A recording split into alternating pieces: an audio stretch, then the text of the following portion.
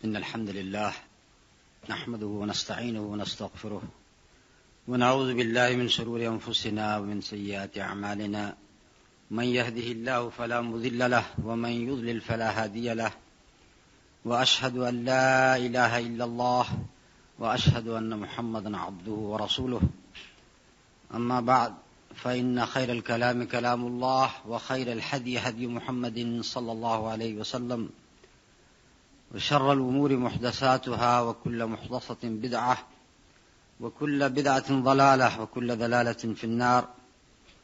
أعوذ بالله السميع العليم من الشيطان الرجيم. بسم الله الرحمن الرحيم.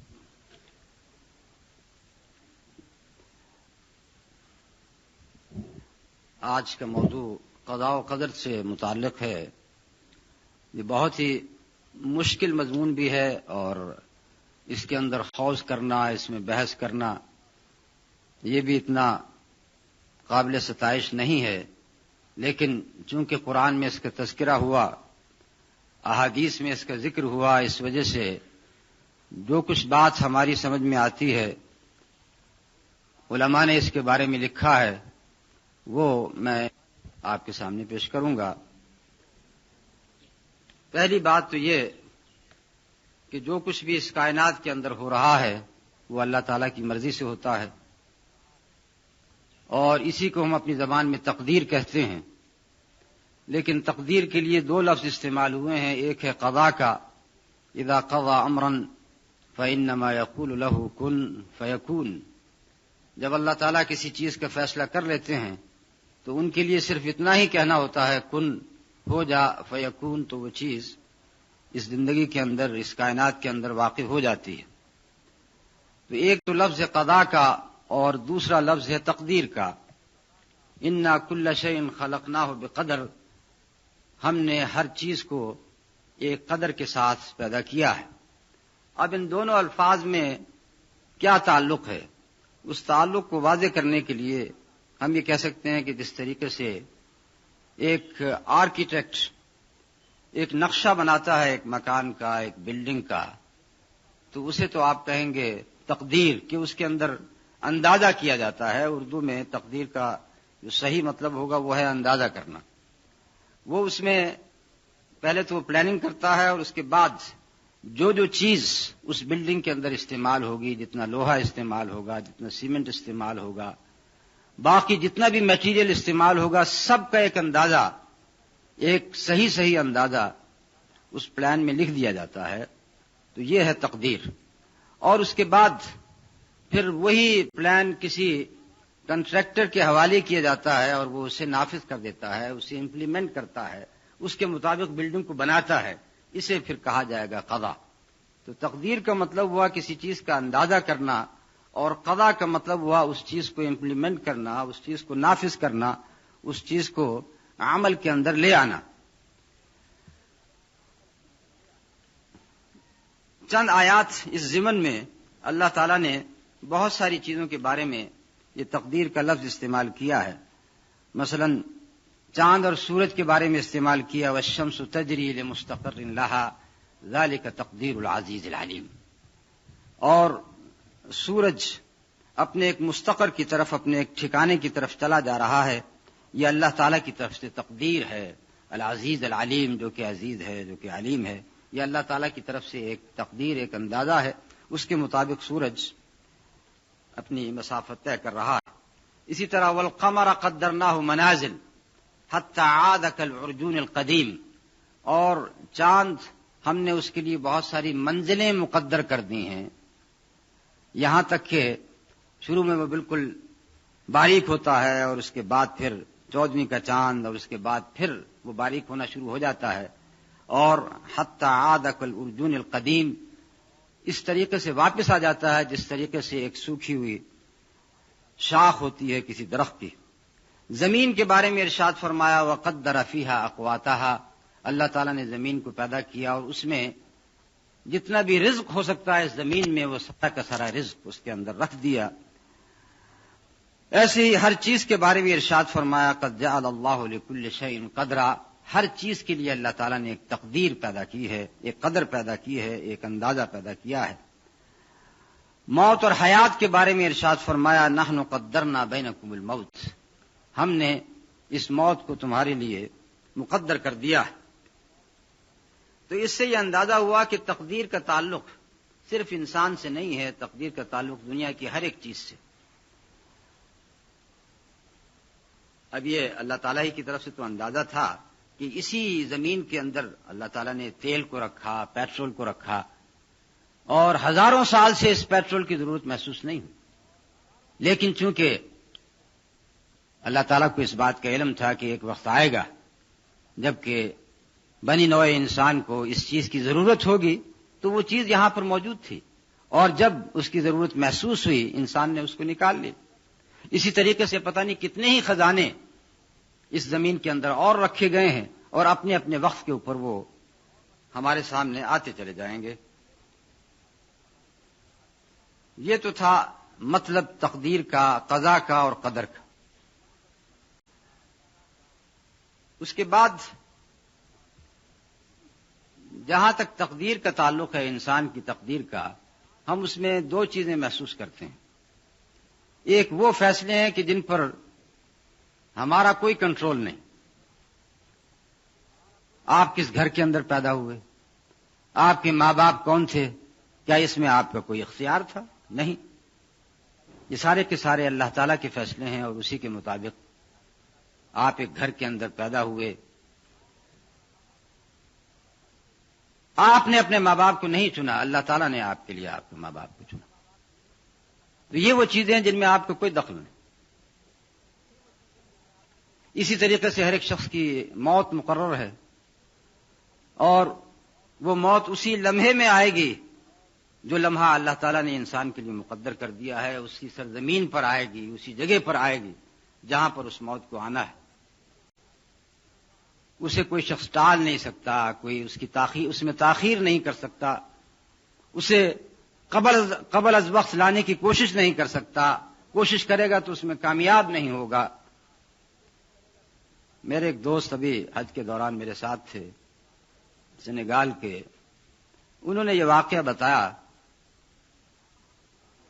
کہ ایک ماں نے خواب میں دیکھا کہ اس کا بیٹا جو کہ اگلے ہی دن سفر کے اوپر جا رہا تھا ہوائی جہاز، اس نے خواب میں دیکھا کہ وہ جہاز جو ہی اڑا ہے، اڑتے ہی وہ فضا کے اندر پھٹ گیا، اور اس میں سارے کے سارے لوگ مر گئے۔ اب آپ ماں کی جذبات کو محسوس کر سکتے ہیں۔ اس کا بیٹا اسی فلائٹ سے جا رہا ہے، اگلے ہی دن ہوائی جہاز سے روانہ ہو رہا ہے، اور اسی رات اس نے یہ خواب دیکھا یا ایک دن پہلے دیکھا۔ اب وہ سوچتی ہے کہ کس طریقے سے میں اپنے بیٹے کو منع کروں، اور وہ یہ بھی جانتی تھی کہ میرا بیٹا میری بات کو نہیں مانے، کہے گا کہ تم دقیانوسی عورت ہو، کیسی بات کرتی، اور وہ اپنے اس ارادے سے باز نہیں آئے گا۔ تو پھر اس نے یہ کیا کہ وہ فلائٹ صبح سویرے تھی، اور جب اس نے بیٹے نے گھڑی کا الارم لگایا تو اس عورت نے اس الارم کو 2 گھنٹے آگے کر دیا، تاکہ یہ 2 گھنٹے کے بعد سو کے اٹھے گا، اس وقت تک فلائٹ جا چکی ہوگی اور میرا بچہ اس جہاز سے جانے سے بچ جائے گا۔ نوجوان شخص تھا، ماں کے لیے تو بہرحال وہ بچہ ہوتا ہے۔ ایسا ہی ہوا، اس نے 2 گھنٹے الارم کو لیٹ کر دیا، اور اس کا بیٹا سوتا رہا، اور چونکہ اسے اس بات کا احساس تھا کہ یہ فلائٹ جانے والی ہے، تو وہ ریڈیو سے سن رہی تھی ساری خبریں، تو اس نے خبروں کے اندر سن لیا کہ وہ جو فلائٹ فلاں وقت کے اوپر اڑی تھی وہ اسی طرح ہوا جس طریقے سے اس نے خواب میں دیکھا تھا، وہ فضا کے اندر کریش ہو گئی اور سارے کے سارے لوگ اس میں مر گئے۔ اس کا بیٹا ابھی تک سو رہا ہے، وہ اپنے بیٹے کے کمرے میں گئی اسے اٹھانے کے لیے، لیکن وہ اسے اٹھا نہیں سکی، دیکھا کہ اس کا تو ہارٹ اٹیک ہو چکا ہے اور وہ مر چکا ہے۔ یعنی عین جس وقت وہ سارے کے سارے لوگ جو کہ ہوائی جہاز کے اندر سوار تھے ان کی موت واقع ہوئی ہے، اسی وقت ہارٹ اٹیک سے اس شخص کی موت واقع ہوئی۔ یعنی اس نے اپنے بچے کو موت سے بچانا چاہا لیکن وہ بچا نہیں سکی، وہ اس لیے کہ موت کا وقت مقرر ہے۔ تو چند چیزیں تو ایسی ہیں جو کہ ہمارے کنٹرول میں نہیں ہیں، اس وجہ سے اللہ تعالیٰ اس کے بارے میں ہم سے نہیں پوچھے۔ تمہارا رنگ سفید کیوں ہے، کالا کیوں نہیں، کالا کیوں ہے، سفید کیوں نہیں، یہ ساری کی ساری باتیں ان کے بارے میں نہیں پوچھا جائے گا. لیکن جس چیز کے بارے میں پوچھا جائے گا یہ وہ چیزیں ہیں جس پر ہمارا کنٹرول ہے، اور ہر شخص اس بات کو محسوس کرتا ہے کہ واقعی مجھے یہ کنٹرول دیا گیا ہے، میں اپنی مرضی سے ہاتھ کو اٹھاتا ہوں، اپنی مرضی سے ہاتھ کو نیچے کر رہا ہوں، اسی ہاتھ کو کسی کو مارنے کے لیے استعمال کر لیتا ہوں، کسی کی مدد کرنے کے لیے استعمال کر لیتا ہوں. اور یہ ساری کی ساری باتیں میں دیکھتا ہوں کہ میں اپنے ارادے سے کر رہا ہوں. تو یہ ساری باتیں جو کہ ہمارے کنٹرول میں ہیں انہی کے بارے میں ہم سے پوچھا جائے گا. اس وجہ سے وہ لوگ جنہوں نے تقدیر کا انکار کیا وہ بھی غلط ہیں، اور وہ لوگ جنہوں نے یہ کہا کہ ہم مجبور محض ہیں، ہمیں کوئی اختیار نہیں دیا گیا، ہماری مثال ایسی ہی ہے جیسے کہ ایک شخص کو رسی سے باندھ کے سمندر کے اندر پھینک دیا گیا ہو اور پھر اس سے کہا گیا ہو کہ تیرو، اب جاؤ اس سمندر کے اندر، یہ پانی کے اندر تیرو. تو ہماری مثال نہ پہلی ہے نہ دوسری ہے. نہ ہم تقدیر کا بالکل انکار کر سکتے ہیں اور نہ یہ کہہ سکتے ہیں کہ ہر ایک شخص کو کھلی آزادی حاصل ہے، جو چاہے وہ کرے، بلکہ ہمیں بھی کچھ نہ کچھ اختیار دیا گیا ہے جو کہ آج کی بحث کا موضوع ہے.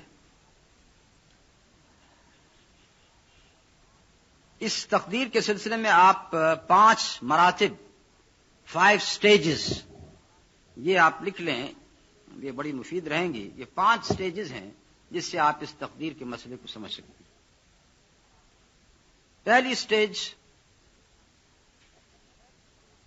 وہ یہ کہ جو کچھ بھی ہونے والا ہے، جو کچھ بھی ہو چکا ہے، وہ سارا کا سارا اللہ تعالیٰ کے علم میں ہے، اور اللہ تعالیٰ کا یہ علم سارا کا سارا مکتوب ہے، لکھا ہوا ہے تحریری شکل ایک کتاب کے اندر. اس میں سورہ فاطر کی آیت وَمَا تَحْمِلُ مِنْ أُنثَىٰ وَلَا تَضَعُ إِلَّا بِعِلْمِهِ وَمَا يُعَمَّرُ مِنْ مُعَمَّرٍ وَلَا يُنْقَصُ مِنْ عُمُرِهِ إِلَّا فِي كِتَابٍ إِنَّ ذَلِكَ عَلَى اللَّهِ يَسِيرٌ. کوئی انثى، کوئی مادہ، کوئی حمل نہیں اٹھاتی اور نہ ہی اس حمل کو وضع کرتی ہے الا بعلمہ، مگر اللہ تعالیٰ کے علم کے ساتھ، اور نہ ہی کسی عمر والے کو عمر دی جاتی ہے اور نہ ہی اس کی عمر میں کمی کی جاتی ہے الا فی کتاب، الا یہ کہ یہ کتاب کے اندر مرقوم ہے. ان ذلک علی اللہ یسیر، اور یہ بات اللہ تعالیٰ کے لیے بہت ہی آسان ہے. تو پہلا مرتبہ تو یہ ہے کہ جو چیز اس دنیا میں ہونے والی ہے وہ اللہ تعالیٰ کے علم میں ہے، اللہ تعالیٰ اسے جانتے ہیں، اور پھر یہ کہ اللہ تعالیٰ نے اسے لکھ لیا ہے. اب ان باتوں کے بارے میں چند سوالات پیدا ہوں گے جن کا تذکرہ میں آخر میں کروں گا.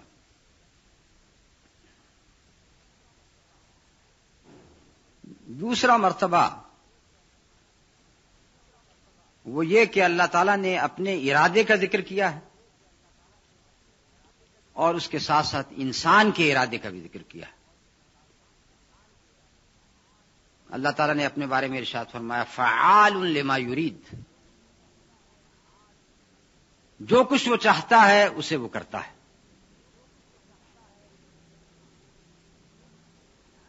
انما امرہ اذا اراد شیئا ان یقول له کن فیکون. اللہ تعالیٰ جب کسی چیز کو چاہتے ہیں تو صرف اسے کن کہتے ہیں تو وہ واقع پذیر ہو جاتی ہے.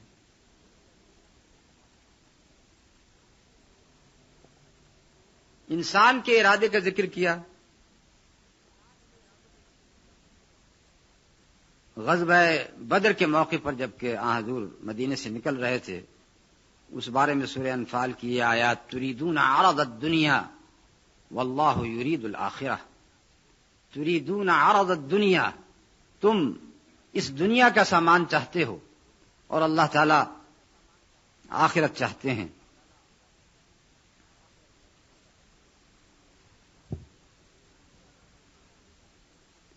ایک دوسرا لفظ جو کہ ارادے کے لیے استعمال ہوتا ہے وہ ہے مشیت. جس کا فعل ہے شاء، فرمایا وما تشاؤون الا ان یشاء اللہ رب العالمین، وما تشاؤون الا ان یشاء اللہ رب العالمین، اور تم نہیں چاہتے ہو الا یہ کہ اللہ تعالیٰ چاہتے ہیں جو کہ رب العالمین۔ تو اس میں انسان کی مشیت کا بھی ذکر آ گیا، وما تشاؤون، تم نہیں چاہتے ہو مگر یہ کہ اللہ تعالیٰ چاہتے ہیں، اور اللہ تعالیٰ کی مشیت کا بھی ذکر آ گیا۔ اسی طریقے سے ارشاد فرمایا فمن شاء اتخذ الى ربه سبیلا، فمن شاء اتخذ الى ربه سبیلا، تو جو شخص چاہے وہ اپنے رب کی طرف ایک راستہ بنا لے۔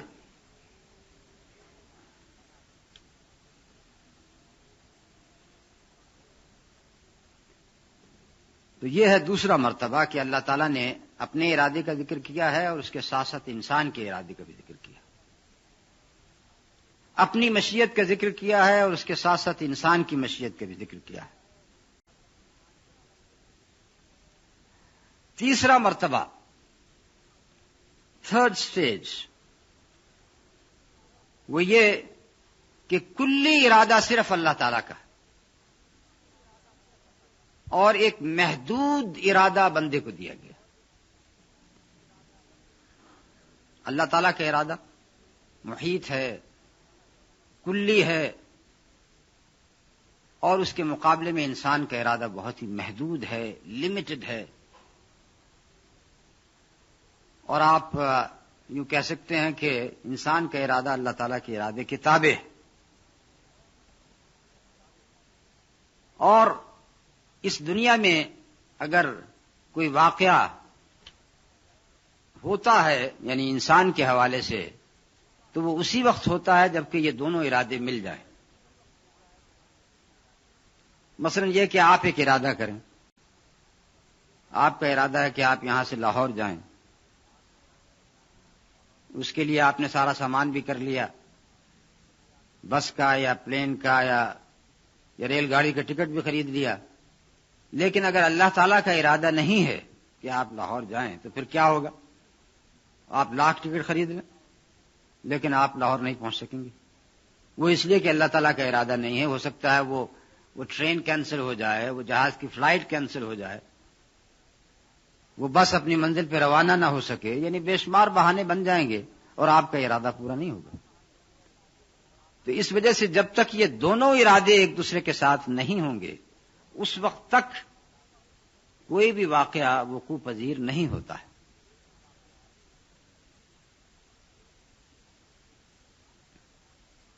اور اس کی ایک سادہ سی مثال ہے، آپ ایک ماچس لے لیں۔ اب آپ ماچس کی تیلی لے کے آپ چاہتی ہیں کہ آگ جلائیں، اور اس کا طریقہ یہ ہے کہ وہ ماچس کی تیلی آپ ماچس کے اوپر جو کاربن ہے اس کے اوپر رگڑیں۔ یہ پرانا طریقہ، آج کل ماچس نہیں ہوتی یا ہوتی ہے۔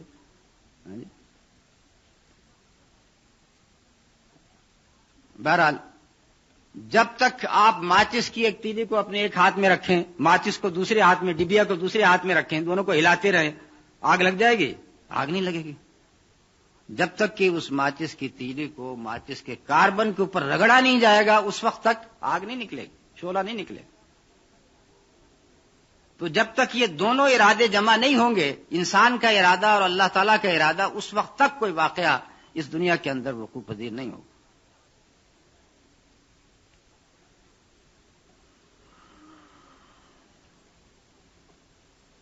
اور اس کی دوسری مثال، اللہ تعالیٰ نے ہر ایک چیز کے لیے اسباب پیدا کیے، اگر وہ اسباب نہ ہوتے تو کوئی کام نہیں ہو سکتا تھا۔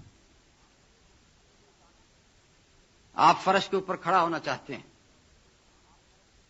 کھڑے ہو گئے، آپ یہ سمجھتے ہیں کہ میں نے بڑی آسانی سے یہ کام کر لیا، میں نے کھڑا ہونا چاہا، میں کھڑا ہو گیا، لیکن آپ نے یہ نہیں سوچا کہ اس کے پیچھے کتنے اسباب ہیں جو کہ اللہ تعالیٰ نے پیدا کیے۔ سب سے پہلے تو اس زمین کو فلیٹ بنایا ہے، مسطح بنایا ہے، جس کی وجہ سے آپ اس زمین کے اوپر کھڑے ہو گئے۔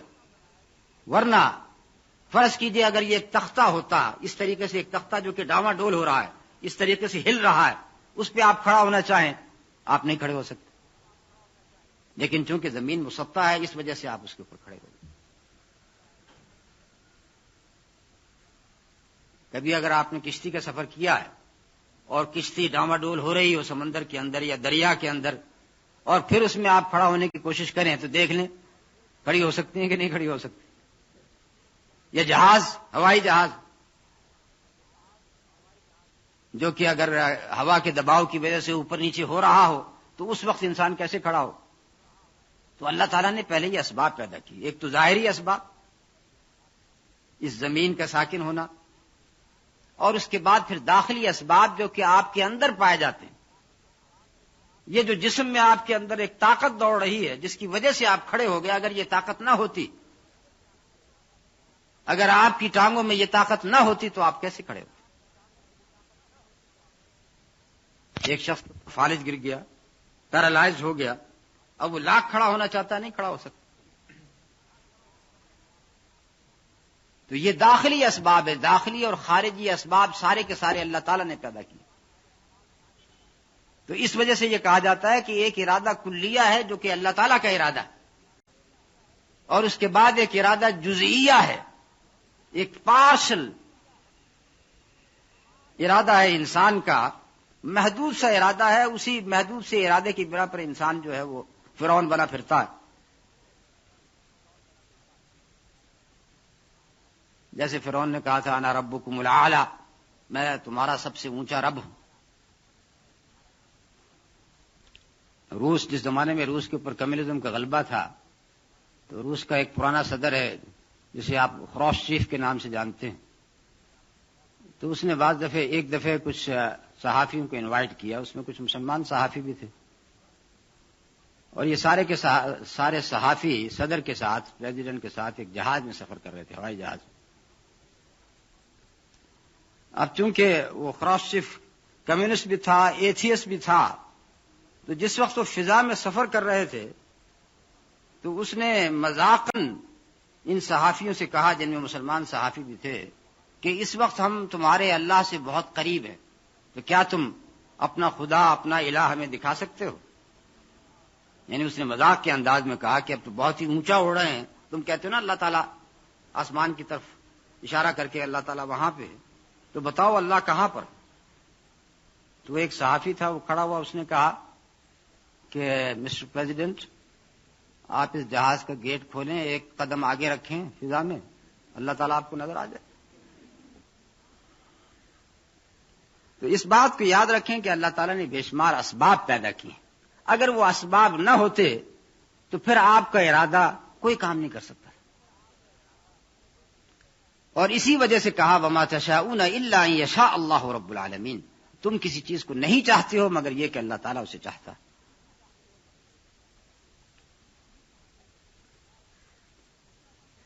اس کے بعد اگلا مرتبہ ہے، چوتھا مرتبہ،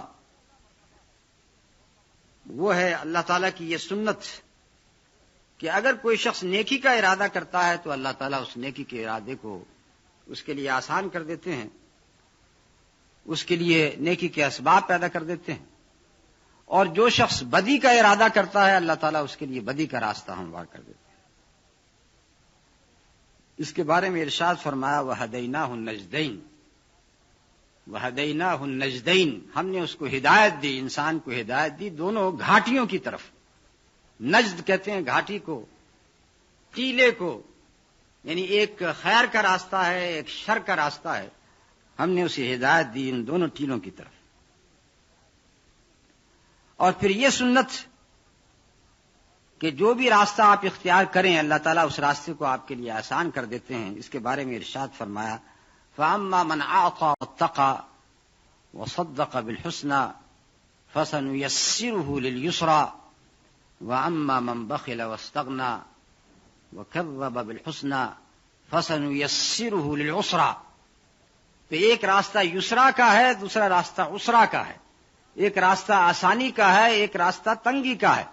آسانی کا راستہ فَأَمَّا مَنْ أَعْطَى وَاتَّقَى، جو شخص اللہ کی راہ میں دیتا ہے، تقوی اختیار کرتا ہے، وَصَدَّقَ بِالْحُسْنَى، اور جو حسنہ نبی صلی اللہ علیہ وسلم لے کر آئے اسلام اس کی تصدیق کرتا ہے، فَسَنُيَسِّرُهُ لِلْيُسْرَىٰ، ہم اس کے لیے یسرا کا راستہ یعنی جنت کا راستہ آسان کر دیتے ہیں۔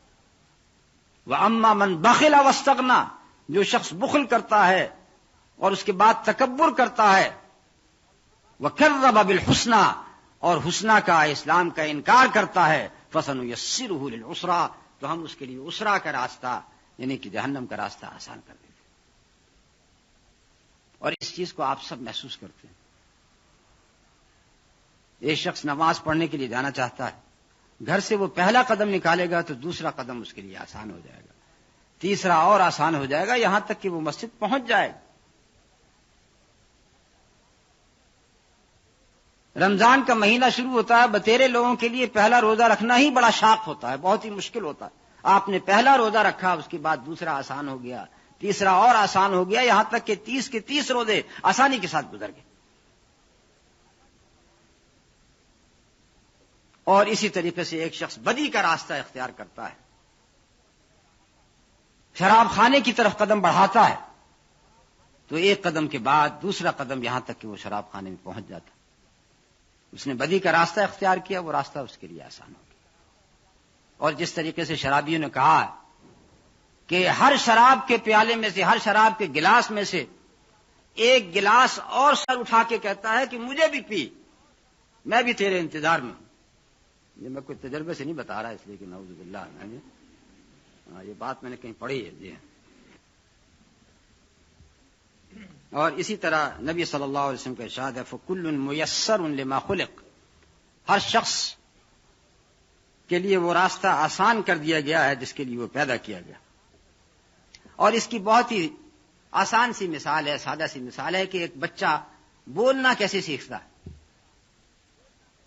پہلے وہ ایک کلمہ سیکھتا ہے، پہلے ابو کہتا ہے، امی کہتا ہے، بہرحال یہ امی پہلے کہنا چاہیے ورنہ امیاں ناراض ہو جائیں گے۔ امی کہتا ہے، ابو کہتا ہے، اس کے بعد سیکھنا شروع کر دیتا، اور اس کے بعد پھر بولے چلا جا رہا ہے، طوفان بن جاتا ہے۔ تو یہ بات ہر ایک شخص اپنے گھر کے اندر دیکھتا ہے کہ بچے کیسے بولنا سیکھتے ہیں۔ اسی طریقے سے بچہ چلتا کیسے ہے، پہلے رینگتا ہے اور اس کے بعد کسی چیز کو پکڑ کے چلنے کی کوشش کرتا ہے، اس کے بعد پھر چلنا شروع ہو جاتا ہے، پھر بھاگنا شروع ہو جاتا ہے، پھر گھر سے ہی بھاگ جاتا ہے۔ تو یہ ہے مرتبہ ثالثہ، اور مرتبہ یہ چوتھا مرتبہ ہے۔ اس کے بعد پانچواں مرتبہ وہ یہ کہ ارادے میں اور اللہ تعالیٰ کی رضا کے اندر فرق، یعنی گو اس کائنات کے اندر جو کچھ بھی ہوتا ہے وہ اللہ تعالیٰ کے ارادے سے ہوتا ہے۔ اللہ تعالیٰ کے ارادے کے بغیر کوئی چیز واقع نہیں ہو سکتی، لیکن اس کا یہ مطلب نہیں کہ اللہ تعالیٰ ہر چیز سے راضی بھی ہوں، اس لیے کہ اللہ تعالیٰ ارشاد فرماتے ہیں لا يرضى لعباده الكفر، لا يرضى لعباده الكفر، اپنے بندوں کے لیے وہ کفر پسند نہیں کرتا ہے، لیکن کفر واقع ہوتا ہے، کفر واقع ہو رہا ہے، بے شمار لوگ کافر ہیں۔ اس کا مطلب یہ ہے کہ جو لوگ کافر ہیں وہ بھی اللہ تعالیٰ ہی کے ارادے سے کافر ہیں، لیکن کیا اللہ تعالیٰ کو یہ کفر پسند ہے؟ نہیں، اللہ تعالیٰ کو یہ کفر پسند نہیں۔ ان اللہ لا يرضى لعباده الكفر وَإِن تَشْكُرُوا يَرْضَهُ لَكُمْ وَإِن تَشْكُرُوا يَرْضَهُ لَكُمْ، اگر تم شکر کرو تو یہ اللہ تعالیٰ کو پسند ہے۔ اور اس کی مثال ایسی ہی ہے جیسے کہ ہر مملکت کے اندر جیلز بنائے جاتے ہیں، جیل خانے بنائے جاتے ہیں، تو ایک بادشاہ یا ایک حاکم جبکہ ایک جیل خانہ بناتا ہے تو اسے یہ جیل خانہ بنانا پسند نہیں ہے، وہ نہیں چاہتا کہ میری رعیت اس جیل خانے کے اندر جائے، لیکن جیل خانے کا بنانا اس لیے ضروری ہے کہ بے شمار لوگ برے کام کریں گے، کوئی چوری کرے گا، کوئی قتل کرے گا، کوئی دوسرا جرم کرے گا، تو ایسے لوگوں کے لیے جیل خانہ بنانا ضروری ہے۔ تو وہ جیل خانہ ایک حکمت کی بنا پر بناتا ہے لیکن اس سے راضی نہیں۔ ایسے ہی ایک باپ اپنے بچے کی تعذیب کرتا ہے، اسے مارتا ہے، اسے یہ مارنا پسند نہیں ہے، لیکن وہ اس لیے مارتا ہے کہ اگر آج میں نے اسے ڈسپلن نہیں کیا تو یہ بچہ بری حرکتیں اور زیادہ کرے گا، تو مجبوراً اسے مارنا پڑتا ہے۔ یہ ہے وہ 5 مرتبے کہ جن سے تقدیر کا مسئلہ بہت حد تک واضح ہو جاتا ہے کہ سب سے پہلی بات تو یہ کہ تقدیر علم الہی ہے. تقدیر علم الہی ہے اور اس علم کو اللہ تعالیٰ نے لکھ لیا ہے. یعنی اس وجہ سے اس سوال کا جواب مل جاتا ہے کہ کوئی شخص یہ کہے کہ بھئی میری تقدیر میں تو لکھا ہوا تھا کہ میں نماز نہیں پڑھوں گا، تو اب اللہ تعالیٰ مجھے اس کی وجہ سے عذاب کیوں دے رہے ہیں، میں جہنم میں کیوں جاؤں گا، جب اللہ تعالیٰ نے خود یہ بات لکھ دی تھی کہ یہ شخص نماز نہیں پڑھے گا. ایک شخص نے قتل کیا اور اس کے بعد کہتا ہے کہ یہ تو اللہ تعالیٰ نے لکھ دیا تھا کہ میں قتل کروں گا، تو پھر مجھے اس کی وجہ سے جہنم میں کیوں ڈالا جاتا ہے؟ تو اس بات کو سمجھنے کے لیے اس قاعدے کو یاد رکھیں، العلم یتبع المعلوم وليس العکس. العلم یتبع المعلوم، علم معلوم کے تابع ہے، معلوم علم کے تابع نہیں ہے. The knowledge follows what is known. What is known does not follow the knowledge. اس کی تشریح یہ ہے کہ آپ کے ذہن میں پھول کا تصور ہے، گلاب کے پھول کا، یہ علم ہے. یہ جو تصور آپ کے ذہن میں آیا، آپ کے دماغ میں آیا گلاب کے پھول کا، کہ گلاب کا پھول ایسا ہوتا ہے، اس کی پنکھڑیاں ایسے ہوتی ہیں، اس کا رنگ ایسے ہوتا ہے، اس کے کانٹے ایسے ہوتے ہیں، یہ جو سارا کا سارا تصور آپ کے ذہن میں آیا، وہ کس وجہ سے آیا؟ وہ اس لیے کہ گلاب کا پھول خارج کے اندر پایا جاتا ہے، اور چونکہ آپ نے وہ گلاب کا پھول دیکھا ہے، اس وجہ سے آپ کے ذہن کے اندر بالکل وہی تصور آئے. اگر ایک دم سے کہا جائے گلاب کا پھول، تو یہ علم کس چیز کے تابع ہے؟ ایک معلوم کے تابع ہے، ایک چیز جو کہ آلریڈی نون ہے، جسے لوگ جانتے ہیں. تو گویا جو کچھ بھی اس کائنات کے اندر ہونے والا ہے، اللہ تعالیٰ کے لیے وہ ایسی چیز ہے جیسے کہ ہو چکی ہو، جیسے کہ واقع ہو چکی ہو، اور وہ علم اس چیز کا کہ یہ چیز ایسے واقع ہوگی، وہ اللہ تعالیٰ کے پاس ہے، اسے اللہ تعالیٰ نے لکھ لی.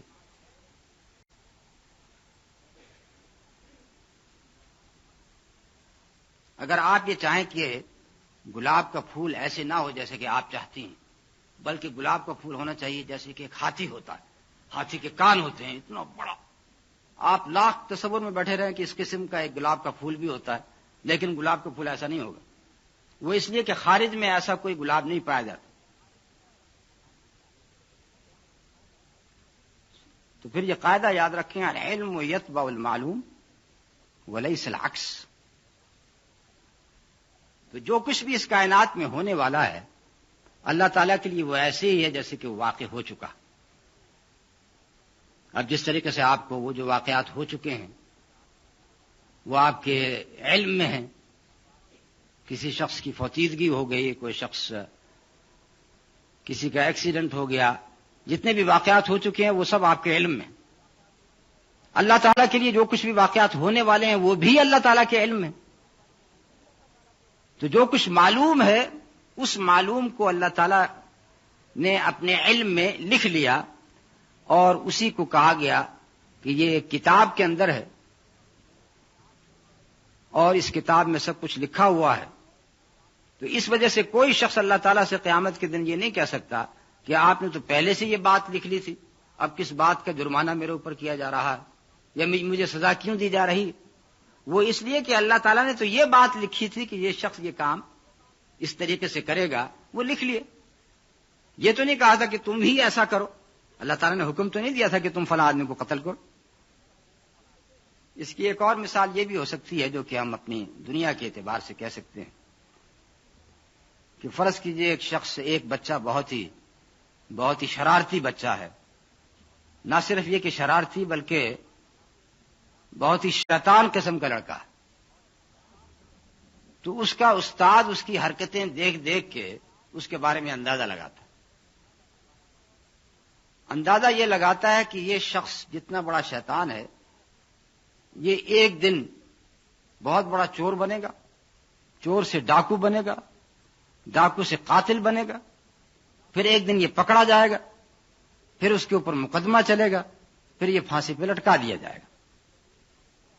فرض کیجئے کہ اس نے یہ ساری کی ساری باتیں ایک کاغذ کے اوپر لکھ ڈالیں اور وہ کاغذ طے کر کے ایک لفافے میں رکھ دیا اور وہ لفافہ اسے دے دیا اور کہا کہ اس لفافے کو تم جب بہت کسی مصیبت میں ہو اس وقت پڑھنا۔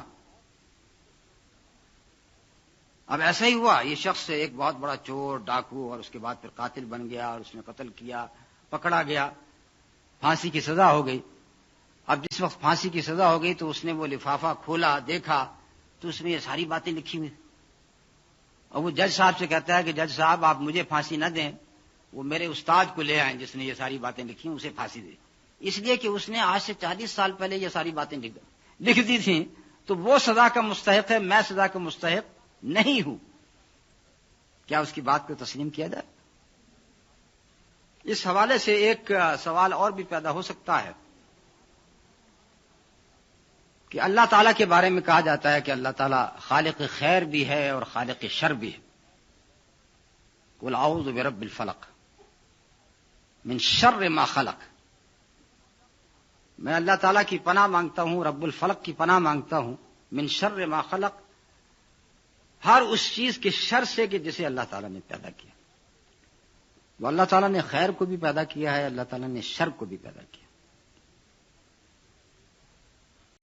اور پھر یہی سوال پیدا ہوتا ہے کہ جب اللہ تعالیٰ نے شر کو بھی پیدا کیا ہے تو اگر میں نے کوئی برا کام کیا ہے تو اس کا خالق تو اللہ ہی ہے، تو اس وجہ سے پھر مجھے کیوں اس کے بارے میں پکڑا جائے؟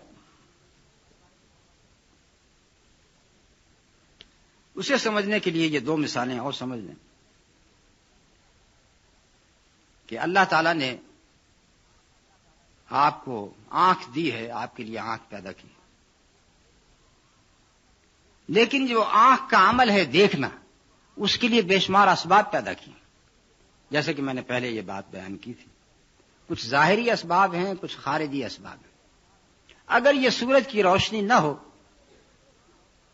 تو آنکھ رکھنے کے باوجود آپ کوئی چیز نہیں دیکھ سکتے۔ اندھیرا ہی اندھیرا ہو تو آپ اندھیرے میں کچھ نہیں دیکھ سکتے، حالانکہ آنکھ آپ کے پاس ہے، لیکن آنکھ بغیر روشنی کے عمل نہیں کر سکتی۔ اور اسی طریقے سے سورج موجود ہے لیکن اس کے باوجود فرض کیجئے آپ کی آنکھ میں خرابی، ضعف بصارت، یا ایک آدمی اندھا ہو چکا ہے تو آنکھ رکھنے کے باوجود، سورج بھی نکلا ہوا ہے، روشنی بھی موجود ہے، اس کے باوجود وہ کوئی چیز نہیں دیکھ سکتا۔ تو اس کا مطلب یہ ہوا کہ آنکھ کے دیکھنے کا عمل اسی وقت پورا ہوتا ہے جب تک کہ یہ سارے کے سارے اسباب موجود ہوں جنہیں اللہ تعالیٰ نے پیدا کیا۔ اس وجہ سے ہم کہہ سکتے ہیں کہ جہاں تک رویت کا تعلق ہے، دیکھنے کے عمل کا تعلق ہے، اس کا خالق اللہ ہے۔ وہ اس لیے کہ سارے کے سارے اسباب اللہ نے پیدا کیے۔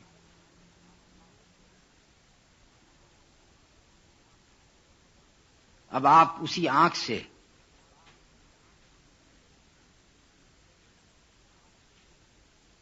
آنکھ کو اٹھاتے ہیں اور کتاب پڑھتے ہیں، اس آنکھ کو اچھے کاموں کے اندر استعمال کرتے ہیں، تو اللہ تعالیٰ نے جو کام جو چیز پیدا کی تھی، اب آپ نے اپنے ارادے سے اس چیز کو ایک اچھے عمل میں استعمال کیا، اس وجہ سے اس عمل پر آپ کو ثواب ہوگا۔ اب اللہ تعالیٰ نے یہ تو نہیں کہا تھا کہ اس آنکھ کو تم حرام چیزیں دیکھنے کے لیے استعمال کرو۔ جب آپ نے کسی حرام چیز کی طرف نگاہ دوڑائی تو یہ فعل آپ کا اپنا فعل ہے، اس کی وجہ سے انسان ذمہ دار ٹھہرایا جائے گا اور اسے اس کا محاسبہ ہوگا اور اسے عذاب بھی دیا جائے گا۔ اور یہاں پر بھی وہی بات کہ اللہ تعالیٰ کا ارادہ کلی ہے اور انسان کا ارادہ جزئی ہے۔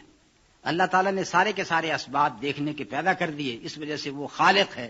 جو کچھ بھی اس آنکھ سے ہو رہا ہے، جو کچھ بھی دیکھا جا رہا ہے، اس سب کا خالق اللہ تعالیٰ ہے۔ اور انسان کا ایک جزوی ارادہ ہے جس کے تحت اگر اس نے کسی اچھی چیز کو دیکھا، اس نے ثواب حاصل کیا، کسی بری چیز کی طرف نگاہ دوڑائی، اسے اس کا عذاب ہو۔ دوسری مثال، فرض کیجئے کہ ایک بادشاہ نے، کسی بھی شخص نے جو کہ کچھ نہ کچھ اتھارٹی رکھتا ہے، اس نے آپ کو بلایا مہمان کی حیثیت سے. آپ ایک بہت بڑی بلڈنگ کے اندر داخل ہوئے. جب اس بلڈنگ میں داخل ہوئے تو سامنے آپ کے ایک لفٹ تھی، اور لفٹ کے اوپر یہ ہدایات لکھی ہوئی تھیں کہ آپ اس لفٹ میں چلے جائیں اور لفٹ کے اوپر 5ویں منزل جو کہ سب سے اونچی منزل ہے، اس منزل پر آپ جائیں تو وہاں پر آپ کی مہمان نوازی کا انتظام کیا گیا ہے. جو کچھ بھی کھانا ہے، جو کچھ بھی آپ کے لیے مہمان نوازی کا انتظام کیا گیا وہ سارا کا سارا 5ویں منزل پہ. تو لفٹ میں جب آئیں تو آپ 5ویں منزل کا بٹن دبائیں تو پھر آپ 5ویں منزل پہ پہنچ جائیں گے. لیکن خبردار کہ آپ نے بیسمنٹ کا جو بٹن ہے یا کی ہے اسے پریس کیا، اس لیے کہ اگر آپ نے بیسمنٹ کا بٹن یا کی پریس کر دی تو بیسمنٹ میں اسی بادشاہ نے ایک عقوبت خانہ بنا رکھا ہے، ایک جیل خانہ بنا رکھا ہے جس میں بے شمار حشرات الارض ہیں، سانپ ہیں، بچھو ہے. اور اگر آپ اس بیسمنٹ میں پہنچ گئے تو پھر اپنے اس فعل کے ذمہ دار. تو جب آپ اس لفٹ کے اندر سوار ہوتے ہیں تو یہاں تک تو سارے کے سارے اسباب اس بادشاہ کے بنائے ہوئے ہیں. یہ بلڈنگ بھی اس بادشاہ کی بنائی ہوئی ہے، یہ لفٹ بھی اس کی بنائی ہوئی ہے، سب کچھ جو کچھ بھی ہے اس شخص نے بنایا ہے. آپ کا اپنا اختیار کیا ہے جسٹ ٹو پریس آن دا کی، یا کہ آپ 5ویں منزل پہ آپ جانا چاہتے ہیں یا کہ بیسمنٹ میں جانا چاہتے ہیں، یہ آپ کا اپنا اختیار. جو شخص یہ ساری کی ساری وارننگ دیکھنے کے بعد، پڑھنے کے بعد پھر بھی جب وہ بیسمنٹ کی دبائے گا تو اس سے بڑا بے وقوف اور کون ہوگا. ایک اور مثال لے لیجیے. ایک شخص اسی طریقے سے بادشاہ کی طرف سے اس کے لیے بتایا گیا کہ اس نے دو جزیرے ہیں سمندر میں. ایک جزیرہ جو کہ باغات ہی باغات ہیں، ہر قسم کی اس میں آسائشیں ہیں، اور دوسرا جزیرہ جس میں ہر قسم کے وحشی جانور ہیں، آگ ہے، ہر قسم کی تکلیفیں ہیں. یہ 2 جزیرے اس نے بنائے. اب آپ کشتی کے اوپر سوار ہوتے ہیں، یہ کشتی آپ کے ہاتھ میں ہے، کشتی کہہ لیجیے، جہاز کہہ لیجیے،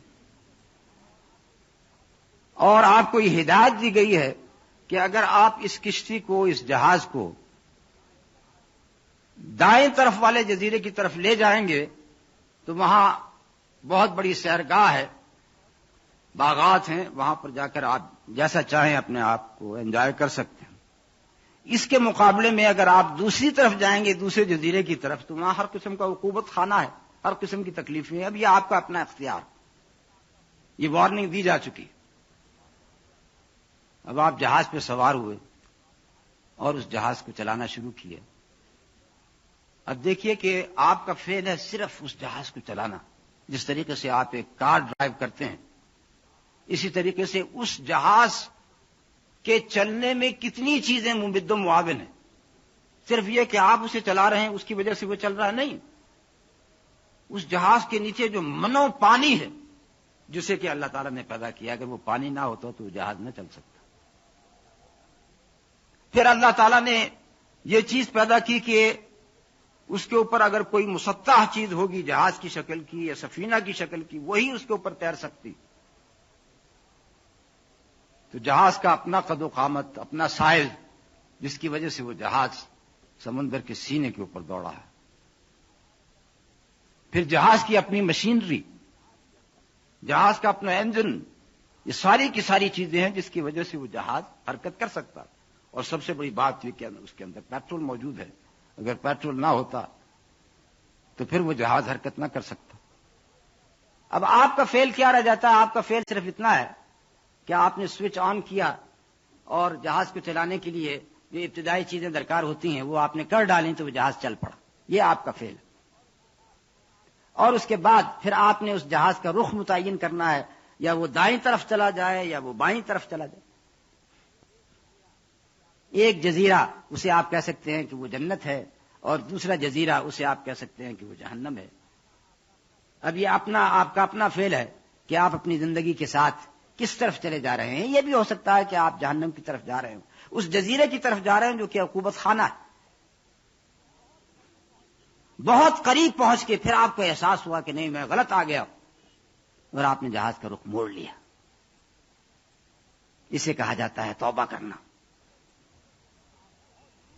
کہ آپ بہت دور تک ایک غلط راستے کے اوپر آ گئے تھے، لیکن اس کے بعد اللہ تعالیٰ نے توفیق دی، آپ نے توبہ کر لی اور آپ پھر دوبارہ صحیح راستے کی طرف آ گئے.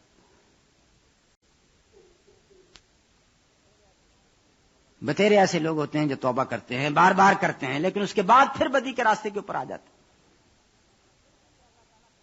پھر بھی یہ اللہ تعالیٰ کا بڑا فضل و احسان ہے کہ اگر آپ نے موت سے پہلے توبہ کر لی اور اخلاص کے ساتھ توبہ کی تو پھر بھی آپ جنت کی طرف دوبارہ اپنی کشتی کو موڑ سکتے ہیں. لیکن یہ کہ کشتی اس جزیرے کے قریب پہنچ گئی، اس کے پتھروں سے جا کے ٹکرا رہی ہے، اور اب اس کا رخ دوبارہ پہلے جزیرے کی طرف نہیں موڑا جا سکتا. اگر ایسا ہو گیا تو پھر توبہ کی توفیق نہیں ہوگی، اور پھر انسان وہیں پر پہنچے گا کہ جہاں پر اس نے خود پہنچنا چاہا تھا. اب ایک اور بات جو اس سلسلے میں کافی ضروری ہے وہ یہ کہ اللہ تعالیٰ کا علم ماضی، حاضر، مستقبل تینوں زمانوں کے اوپر محیط ہے. ہمارے لیے ماضی ہے، ہمارے لیے حاضر ہے، ہمارے لیے مستقبل ہے، لیکن اللہ تعالیٰ کے لیے ہر ایک چیز اس کے سامنے ہے. اور اسی وجہ سے جو کچھ بھی ہونے والا ہے وہ اللہ تعالیٰ کو نظر آ رہا ہے، اور اسی وجہ سے اللہ تعالیٰ نے اسے لکھ لیا. اب اس کی مثال آپ سمجھ لیں. موٹر وے کے اوپر 3 گاڑیاں چلی جا رہی ہیں، تینوں گاڑیوں میں پیسنجرز موجود ہیں. ایک گاڑی ابھی پنڈی سے نکلی ہے، ایک بالکل بیچ کے ایک مقام پر ہے، اور ایک لاہور پہنچنے والی. جو گاڑی لاہور پہنچنے والی ہے اس کے لیے جو جتنا بھی سفر تھا یہ سارا کا سارا ماضی ہو گیا. جو گاڑی ابھی پنڈی سے نکلی ہے اس کے لیے جتنا بھی سفر ہے وہ سارا کا سارا مستقبل ہے، اسے کچھ نہیں پتا کہ آگے کیا ہو رہا ہے. اور جو گاڑی بیچ میں ہے اس کے لیے کچھ ماضی ہے اور کچھ مستقبل ہے. گاڑی کے پیسنجرز کے لیے یہ 3 زمانے موجود ہیں، ماضی کا بھی اور حال کا بھی اور مستقبل کا بھی. لیکن جو اوپر سورج چمک رہا ہے، اب سورج کو آپ یہ تصور کر لیں کہ سورج ایک جائنٹ ہے، ایک جائنٹ جو کہ یہ سب کچھ دیکھ رہا ہے. اس سورج کے لیے تینوں گاڑیاں بالکل یکساں ہیں. اس کی نظر میں یہ گاڑی جو کہ پنڈی کے قریب ہے، وہ گاڑی جو کہ بالکل بیچ میں ہے، وہ گاڑی جو کہ بالکل آخر میں، وہ سب کی سب بالکل بعین ہی ایک ہی وقت میں تینوں کی تینوں گاڑیاں اس کے سامنے. اس کے لیے نہ ماضی ہے، نہ حاضر ہے، نہ مستقبل.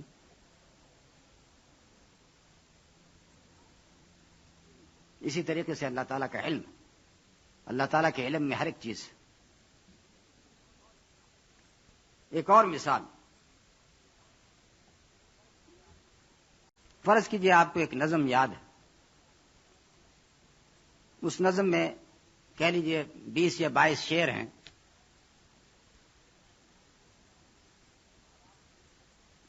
اب آپ اس کو لکھنا شروع کرتے ہیں.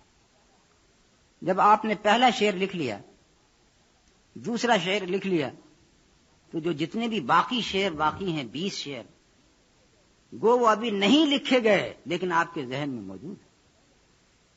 موجود ہیں یا نہیں؟ آپ کے ذہن میں موجود ہیں. لیکن جہاں تک تعلق ہے کاغذ پر لکھے جانے کا تو صرف 2 شعر لکھے گئے ہیں، 20 ابھی باقی ہیں.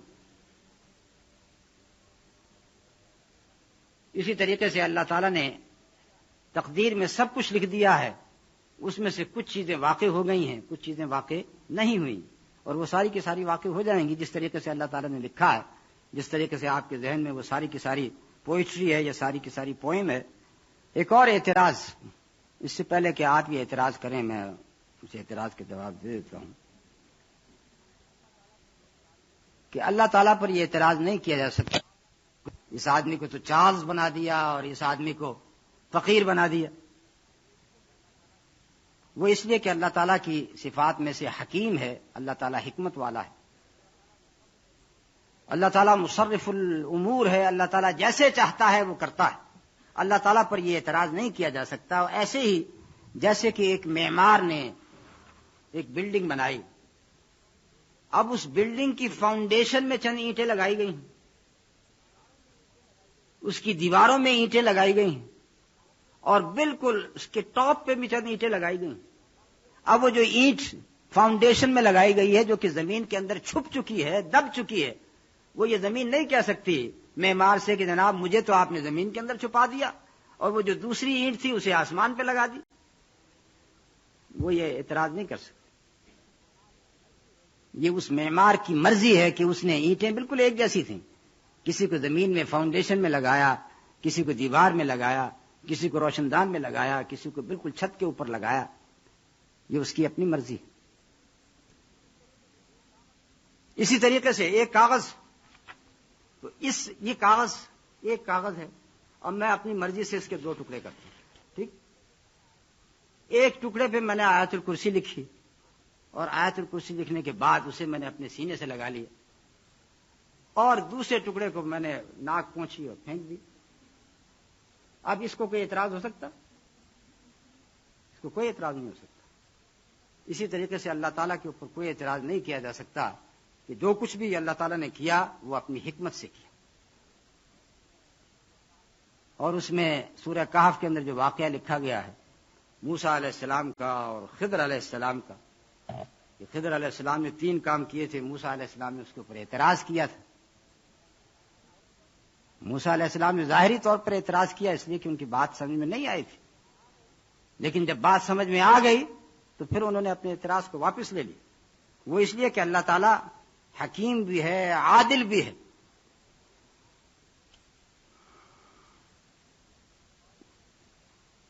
اور اس سلسلے میں ایک آخری بات،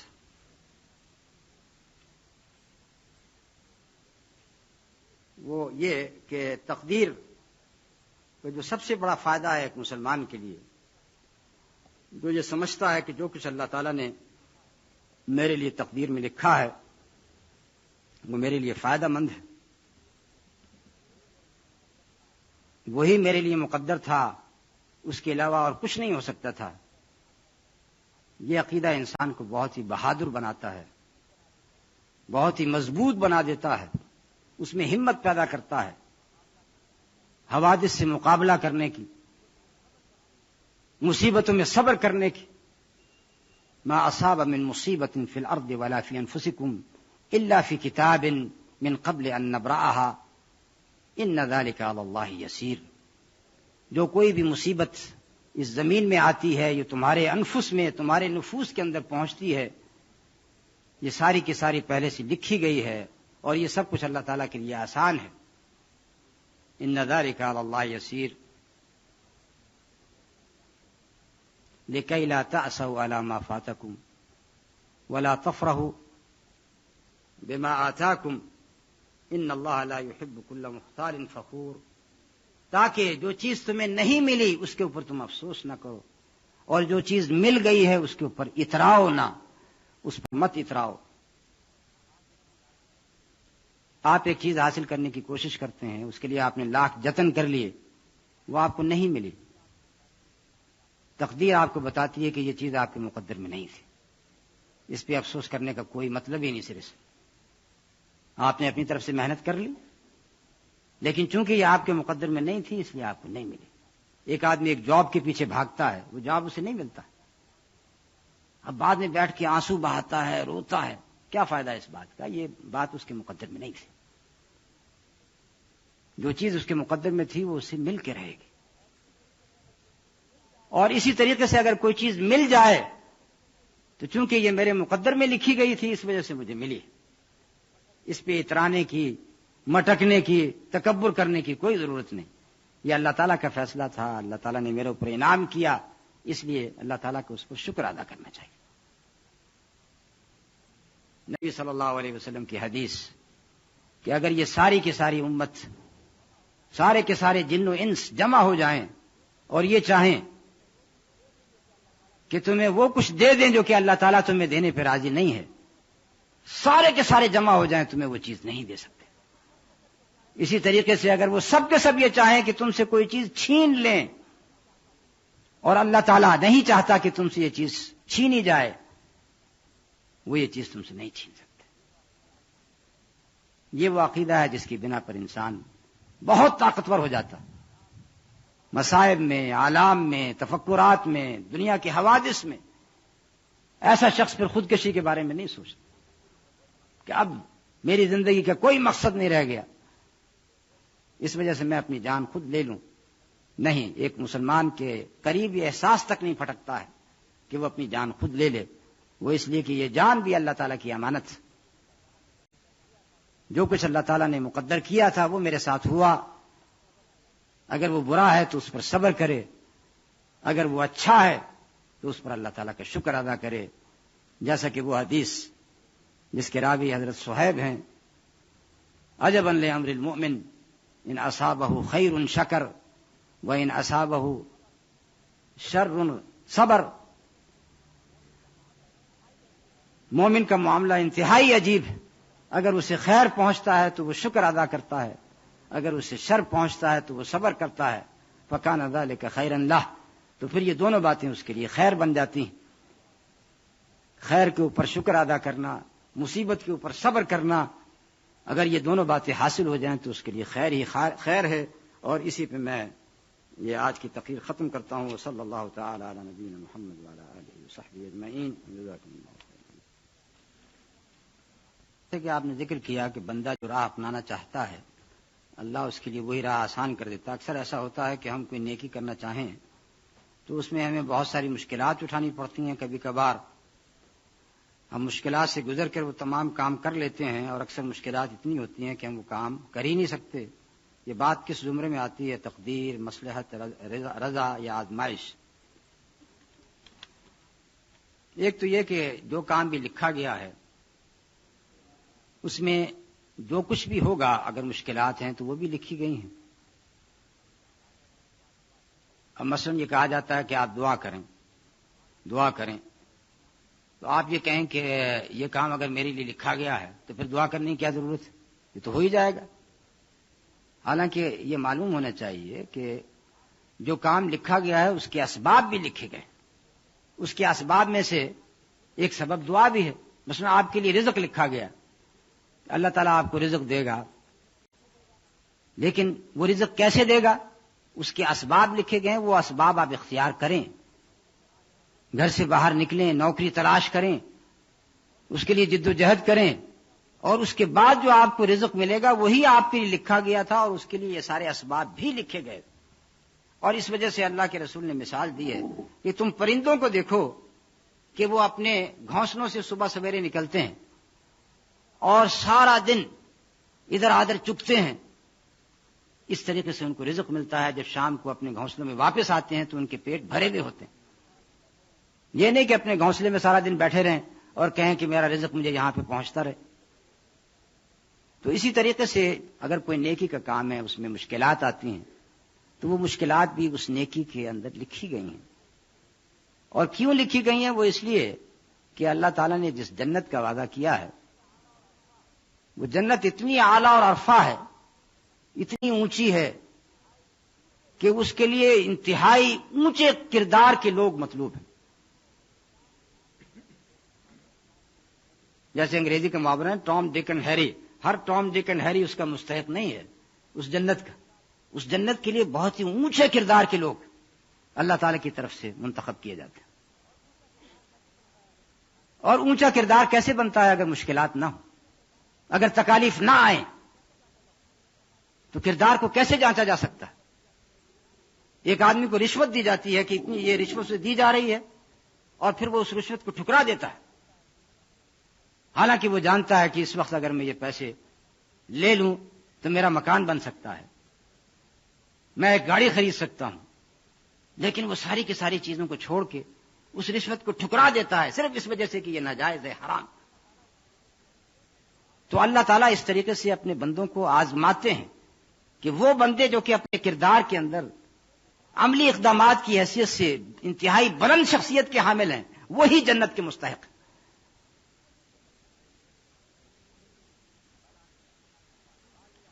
الا ان سلعۃ اللہ غالیہ الا ان سلعۃ اللہ الجنہ، اللہ تعالیٰ نے جو کموڈٹی رکھی ہے وہ بہت ہی مہنگی ہے، بہت ہی ایکسپینسو ہے، اور وہ کموڈٹی کیا ہے؟ الا ان سلعۃ اللہ الجنہ، وہ جنت۔ سوال ہے کہ میں قرآنی علم حاصل کرتی ہوں، اس کو بار بار یاد بھی کرتی ہوں، اچھی نیت ہے، جذبہ ہے، محنت ہے، مگر جب کرنے کا وقت آیا تو بھول گئی۔ انا للہ و انا الیہ راجعون، کیا کہا سکتے؟ اب کام تو نیک تھا، تو کیا اس میں غلطی میری ہے، یعنی ایمان کی کمی ہے، یا پھر میری تقدیر میں صرف اتنا ہی تھا؟ یاد رکھنا جتنا کہ اللہ نے چاہا، اس کو واضح کریں۔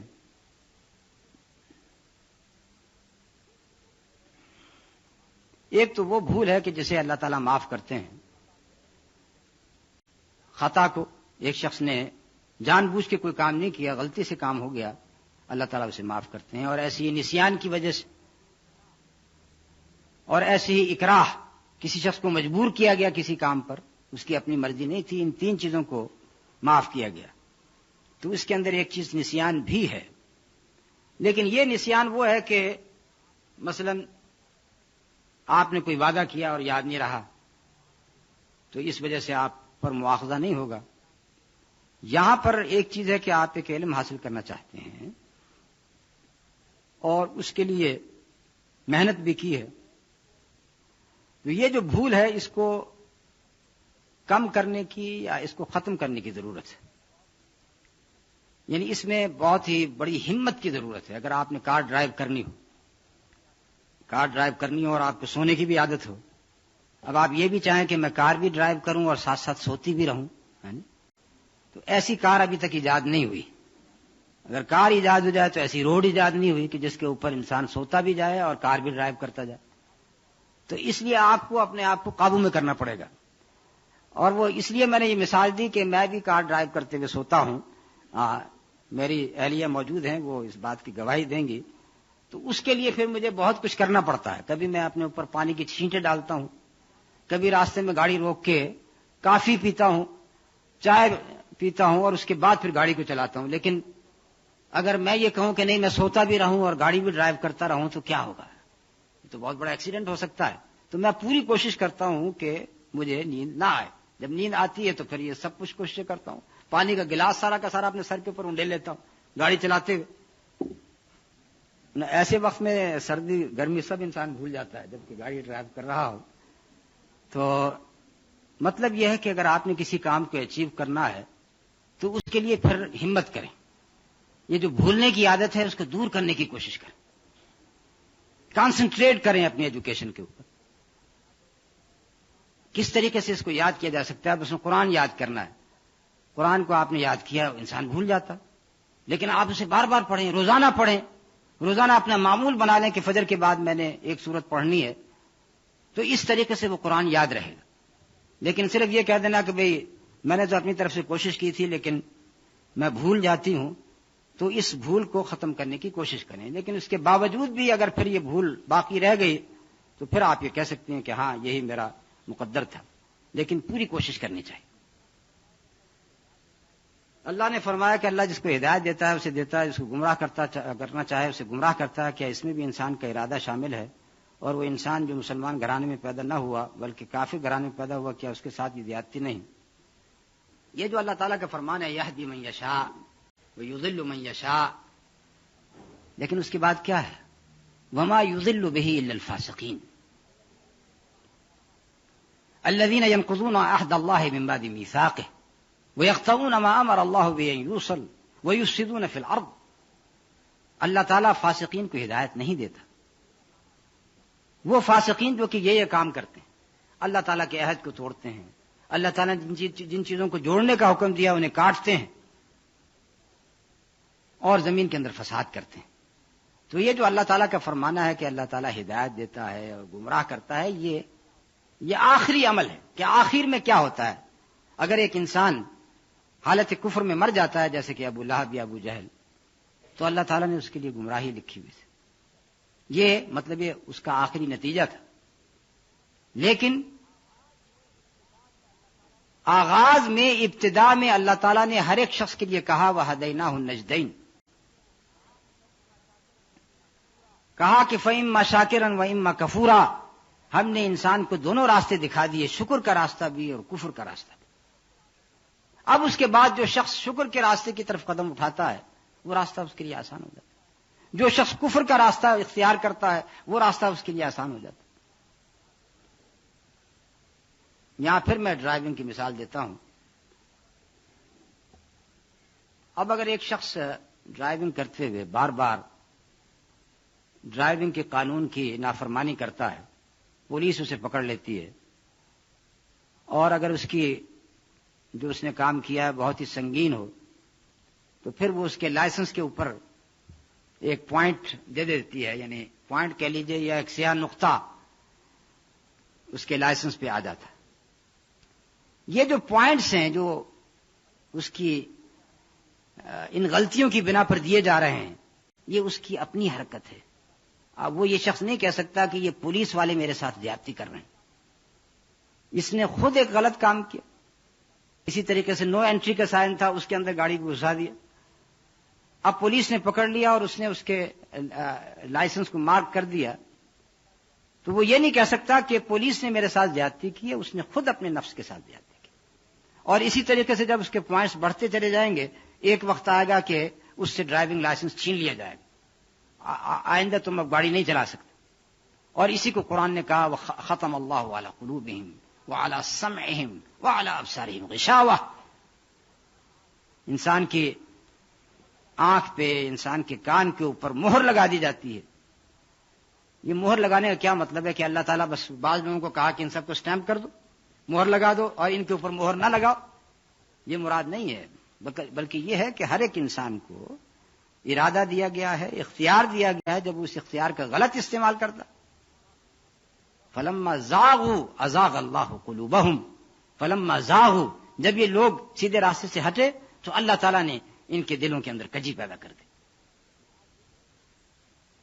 تو اس سے مراد یہی ہے کہ شروع میں تو انسان کو، ہر ایک انسان کو حریت دی گئی ہے، اختیار کا ارادہ دیا گیا ہے. اس کے بعد جب وہ اس ارادے کو غلط استعمال کرتا ہے تو پھر وہ حالت ایمان میں اس کی وفات ہوتی ہے یا حالت کفر. اب دوسرا سوال یہ کہ جو شخص مسلمان گھرانے میں پیدا ہوا اور ایک کافر گھرانے میں پیدا ہوا، ہر ایک شخص کو جو کچھ بھی اللہ تعالیٰ نے سہولتیں دی ہیں اس کے مطابق اس سے پوچھا جائے گا. کتنے ہی لوگ مسلمان گھرانوں میں پیدا ہوتے ہیں لیکن اپنی زندگی کافروں کی طرح گزار دیتے ہیں، اور کتنے ہی کافر گھرانوں میں پیدا ہوتے ہیں اور انہیں ہدایت کی توفیق ہوتی ہے. کیا اس وقت امریکہ میں اور برطانیہ میں مسلمان نہیں ہو رہے؟ لوگ مسلمان ہو رہے ہیں، حالانکہ کافر گھرانوں کے اندر پیدا ہوئے تھے، انہیں ہدایت نصیب ہوئی. اس کے مقابلے میں جو لوگ مسلمان گھرانوں میں پیدا ہوئے ہیں، کتنے ہیں جو نماز نہیں پڑھتے ہیں، نیکی کے راستے پر نہیں ہیں، اور بالآخر ایک کافر کسی موت انہیں نصیب ہوتی ہے. تو بہر صورت جو شخص جس ماحول میں پیدا ہوا اس کے مطابق اس سے پوچھا جائے گا. لیکن جہاں تک جنت میں جانے کا اور جہنم میں جانے کا تعلق ہے، تو جس کافر کے اوپر اللہ تعالیٰ کی طرف سے حجت واضح ہو گئی ہے، اب اس کے سامنے کوئی جواب نہیں ہوگا. یعنی دین اس کے سامنے آ گیا، اس نے دین اسلام کو پہچان لیا، اس کے باوجود وہ اسلام نہیں لایا. اور آج کے زمانے میں جبکہ ساری کی ساری دنیا ایک گلوبل ولیج کی حیثیت رکھتی ہے، ٹیلی ویژن کی وجہ سے اور سیٹلائٹ پروگرامز کی وجہ سے، میں نہیں کہہ سکتا کہ کوئی شخص یہ کہہ سکے گا کہ وہ اسلام کے بارے میں نہیں جانتا، اس نے محمد صلی اللہ علیہ وسلم کا نام نہیں سنا. کوئی شخص نہیں کہہ سکتا. تو گویا اس دین کی حجت ہر جگہ پر قائم ہو رہی.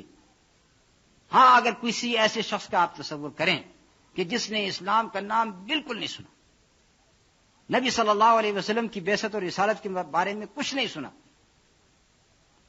ایسے انسان کے بارے میں سوال ہو سکتا ہے کہ آخر اسے کیوں کافر کی حیثیت سے جہنم میں پھینکا جائے گا.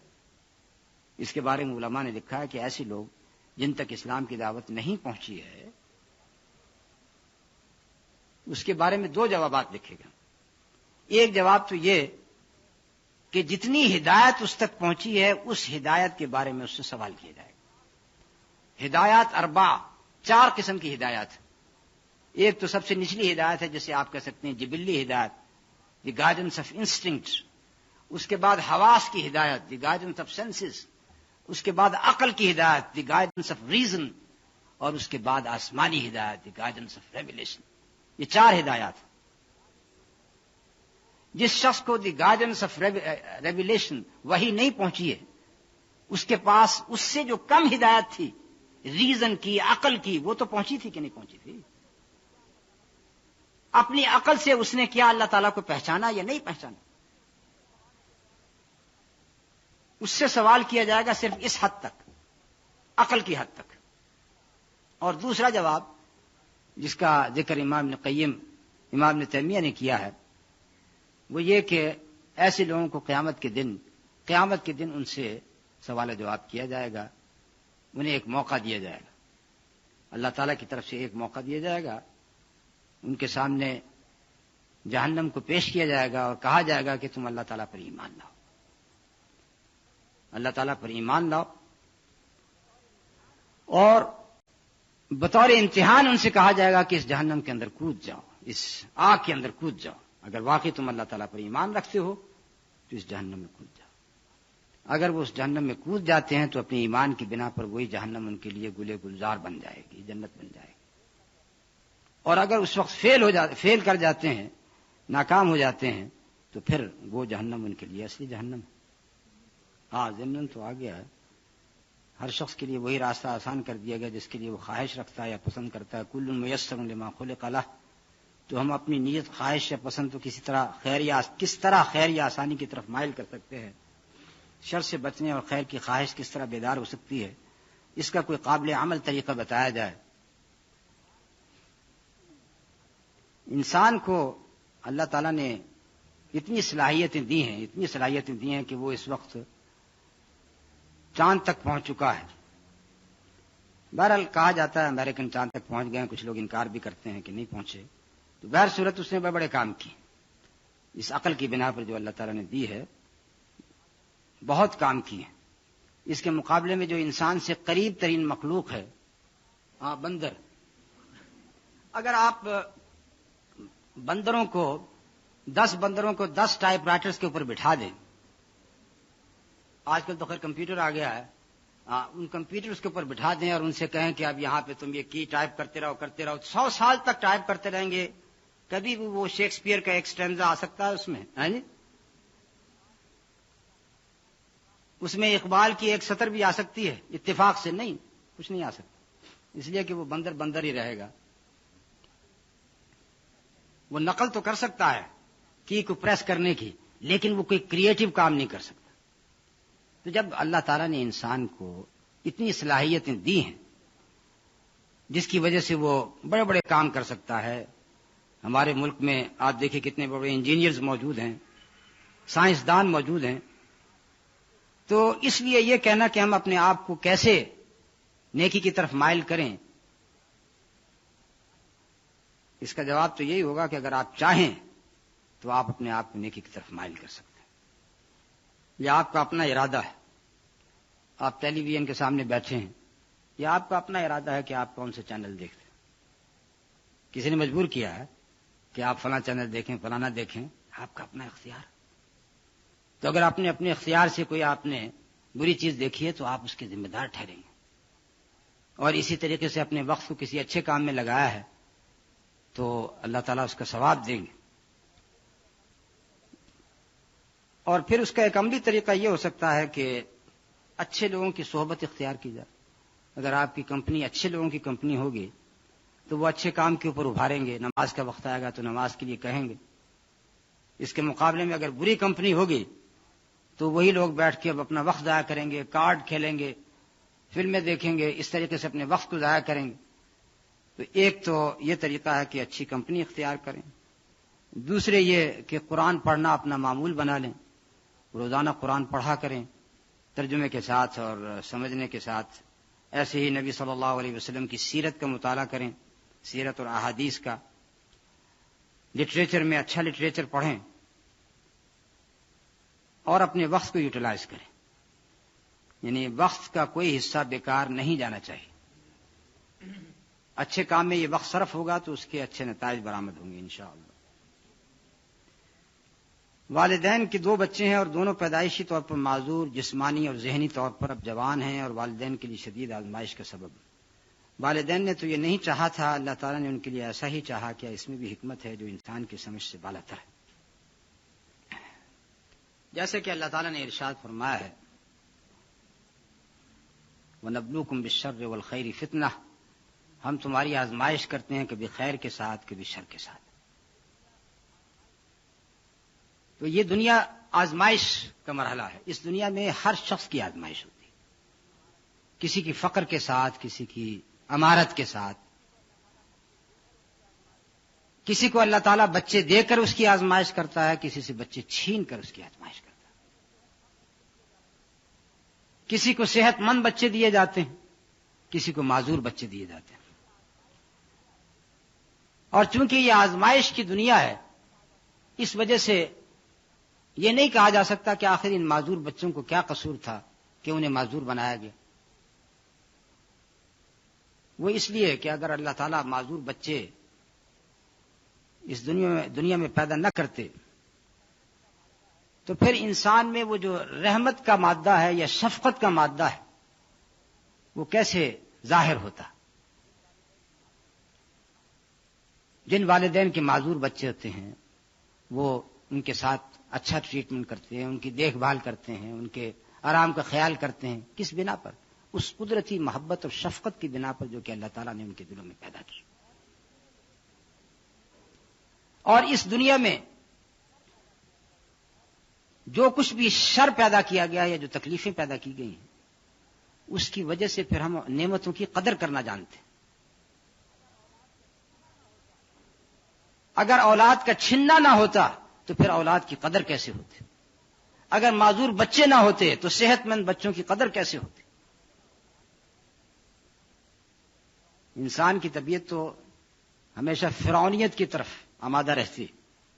انسان تو فرعون بنتا جاتا ہے. جو کسی شخص کے پاس معمولی سی اتھارٹی آ جائے، مال آ جائے، وہ اپنے وقت کا فرعون بن جاتا ہے. اور اس کی مثالیں ہمارے سامنے ہر جگہ پر. اللہ تعالیٰ اس طریقے سے بندوں کو آزماتے ہیں. اس قسم کے نمونے جو اس دنیا کے اندر پیدا کیے گئے ہیں تاکہ انسان اس فرعونیت کا مظاہرہ نہ کرے بلکہ خلق خدا کے ساتھ شفقت کے ساتھ پیش آئے، محبت کے ساتھ پیش آئے. تو اس سوال کے جواب میں یہی کہہ سکتا ہوں کہ یہ بھی ایک آزمائش. اللہ تعالیٰ نے آزمائش اس طریقے سے کی ہے. اب جس شخص کی آزمائش یہ ہے اس کے پاس 2 ہی بچے ہیں اور ایک حادثے میں، یعنی ایک حقیقی واقعہ، ایک حادثے میں 2 بچیاں ہیں اور بہت ہی پیاری بچیاں. ماں باپ کے لیے تو بہرحال کوئی بھی اولاد ہو وہ پیاری ہوتی. اب وہ سیر و سیاحت کے لیے جاتی ہیں ایک لیک کے اندر، ایک کشتی کے اندر. وہ کشتی ڈوب جاتی ہے، وہ دونوں بچیاں ڈوب جاتی ہیں. اب ان والدین کی اور کوئی اولاد نہیں. اب آپ تصور کر سکتے ہیں کہ ان کے اوپر کیا بیتی ہوگی. تو یہ ان کے لیے آزمائش ہے، ایک بہت بڑی آزمائش. اس کے مقابلے میں ایک شخص اس کے پاس اولاد ہے لیکن معذور ہے، وہ پھر بھی اللہ تعالیٰ کا شکریہ ادا کرے گا کہ میری اولاد میرے پاس، چاہے وہ معذور ہی کیوں نہ. تو اس وجہ سے ہر ایک شخص کو اپنے سے فروتر شخص کو دیکھنا چاہیے. اور یہی رسول اللہ صلی اللہ علیہ وسلم کی تعلیم ہے کہ جہاں تک نیکی کا تعلق ہے تو اس شخص کو دیکھو جو تم سے بڑھ کے ہے، اور جہاں تک مال کا تعلق ہے، دنیا کی متاع کا تعلق ہے، تو اس شخص کو دیکھو جو تم سے نیچے ہے تاکہ تم اللہ تعالیٰ کی نعمتوں کا شکریہ ادا کر سکو. کلف اللہ نفسا الا وسعها، کہ اللہ تعالیٰ اتنی ہی تکلیف دیتا ہے، یعنی اتنا ہی کا حکم دیتا ہے جتنے کہ انسان کی وسعت ہوتی ہے. اس کا مطلب اس کا ہے تکلیفی امور سے اس کا تعلق ہے کہ اللہ تعالیٰ نے جن عبادات کا ہمیں حکم دیا ہے، نماز کا، روزے کا، حج کا، زکوٰۃ کا، اس سب کی وسعت ہمیں پائی جاتی ہے. ایک شخص اگر بیمار ہو تو وہ اپنی وسعت کے مطابق، اپنی طاقت کے مطابق نماز پڑھے گا. اگر کھڑے ہو کے نماز نہیں پڑھ سکتا تو بیٹھ کے پڑھے گا، بیٹھ کے نہیں پڑھ سکتا تو لیٹ کے پڑھے گا. اگر ایک شخص حج پیدل نہیں کر سکتا تو سواری پہ کرے گا، سواری پہ بھی نہیں کر سکتا تو پھر اللہ تعالیٰ نے یہ کہا، اسے اجازت دی کہ وہ کسی اور شخص کو اپنی طرف سے بھیج دے حج کرنے کے لیے۔ یہ وہ ساری کی ساری چیزیں ہیں جو کہ اس آیت سے متعلق ہیں، لا یکلف اللہ نفسا الا وسعها۔ اس لیے اس کے آگے فرمایا لہا ما کسبت وعلیہا ما اکتسبت۔ یہاں پر کسب کا لفظ استعمال کیا، لہا ما کسبت، کہ جو کچھ بھی اس نے کسب انہیں خود کام کیے اس کا ثواب اسے ہوگا، وعلیہا ما اکتسبت، اور جن برائیوں کو اس نے کمایا اس کا بوجھ اس کے اوپر ہوگا۔ اور یہاں پر فرق بھی ہے دو لفظوں کا، کسبہ کا اور اکتسبہ کا۔ یہ عربی کے الفاظ ہیں، کسبہ اور اکتسبہ۔ نیکی کے لیے لفظ آیا لہا ما کسبت، کہ جو کچھ بھی اس نے کمایا ہے وہ اس کا ثواب اسے ہوگا، اور برائی کے لیے استعمال ہوا اکتسبہ، وعلیہا ما اکتسبت۔ اکتسبہ یعنی اس نے اس کے لیے کچھ جان لگائی، کچھ مشقت کی، تو پھر وہ چیز اسے حاصل ہوئی۔ یعنی برائی کے لیے اکتسبہ کا لفظ کہ برائی کے لیے بھی انسان کو مشقت کرنی پڑتی ہے، ایسی حاصل نہیں ہو جاتی۔ ایک جواری جوا کھیلتا ہے تو اس کے لیے وہ مشقت کرتا ہے، اپنا پیسہ لگاتا ہے، تو اس نے وہ برائی خریدی ہے، اس کے لیے مشقت کی ہے، اس وجہ سے اس کے لیے اکتسبہ کا لفظ۔ یہ تو آیت ہے تکلیفی امور سے متعلق، اور جو دوسرے امور ہیں، کسی کا بچے کا مر جانا، اسی طریقے سے معذور بچوں کا اس کے لیے پیدا ہونا، یہ تقدیری امور ہیں، یہ تقدیری امور ہیں۔ اور تقدیری امور کے لیے فرمایا کہ اس کے لیے انسان صبر کرے، انسان اس کے لیے صبر کرے۔ اور صبر ایک ایسی چیز ہے جو کہ ایک اتھاہ سمندر کی مانند ہے، ایک بہت ہی وسیع چیز ہے۔ انسان وہ صبر اختیار کرے کسی بھی حادثے کے اوپر، وہ تو صبر کر سکتا ہے۔ وہ اس لیے کہ انسان میں نسیان کا مادہ رکھا گیا ہے، وما سمي الانسان الا لنسيه وما القلب الا انه يتقلب۔ انسان کو انسان اس لیے کہا گیا کہ اس میں نسیان پایا جاتا ہے، قلب کو قلب اس لیے کہا گیا کہ وہ حالت تقلب میں رہتا ہے، کبھی ادھر کبھی ادھر۔ تو انسان بڑے بڑے حادثے اس کے اوپر ہو جاتے ہیں، بھول جاتا ہے۔ کل یہاں پر ماتم تھا، آج یہاں پر شادی ہو رہی، کیا ایسا نہیں ہوتا ہے؟ ہوتا ہے۔ تو چونکہ صبر کا مادہ رکھا گیا ہے تو اس وجہ سے تقدیری امور میں یہ نہیں کہا جا سکتا کہ اس کے اوپر اس کی استطاعت سے زیادہ بوجھ لادا گیا ہے، نہیں، یہ ایک حوادث ہیں، اور حوادث پر صبر کرنے کا حکم دیا گیا۔ کیا کوشش مقدر پر اثر ڈال سکتی ہے؟ مثلاً بہت سی ایسی مثالیں موجود ہیں کہ ایک شخص تھوڑی کوشش، تھوڑی محنت پر زیادہ حاصل کر لیتا ہے، جبکہ دوسرا زیادہ کوشش پر بھی زیادہ حاصل نہیں کر سکتا۔ کیا ایسی صورت میں اللہ کے ارادے اور انسان کے ارادے میں مطابقت نہیں ہو پاتی؟ اگر نہیں تو کیوں؟